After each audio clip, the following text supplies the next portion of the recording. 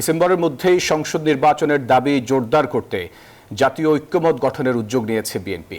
সবশেষ স্থায়ী কমিটির বৈঠকে এই সিদ্ধান্ত গ্রহণ করেছে বিএনপি। আর এজন্যই জামাত সহ ডানপন্থী বামপন্থী প্রায় সব রাজনৈতিক দলের সঙ্গে আলোচনা করা শুরু করেছে দলটি।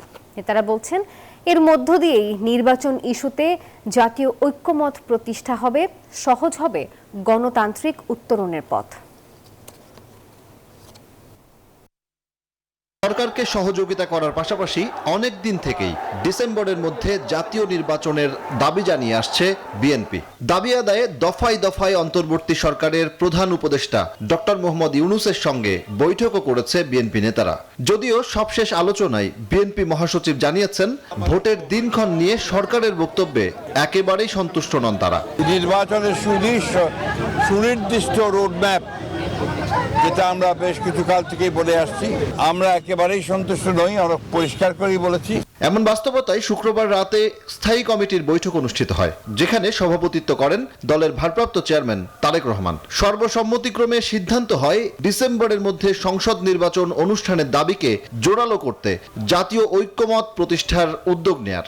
সংকটময় সময়ে দলের এমন পরিকল্পনাকে ভীষণ ইতিবাচক হিসেবে দেখছেন নেতারা।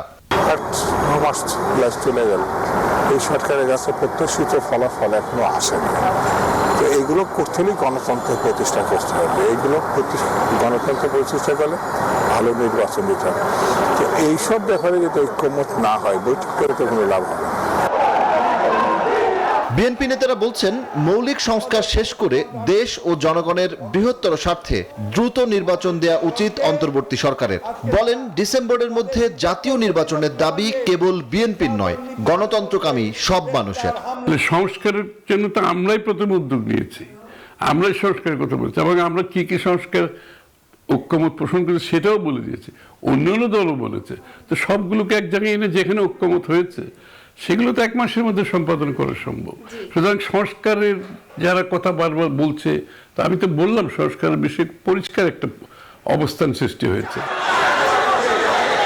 বিএনপি মনে করে রাষ্ট্রের গণতান্ত্রিক পথ চলাকে এগিয়ে নিতে হলে জনগণের নির্বাচিত প্রতিনিধির কোনো বিকল্প নেই, আর সুষ্ঠু ভোটই হচ্ছে সাধারণ ভোটারদের মত প্রকাশের সবচেয়ে বড় মাধ্যম। সজল দাস, নিউজ 24, ঢাকা।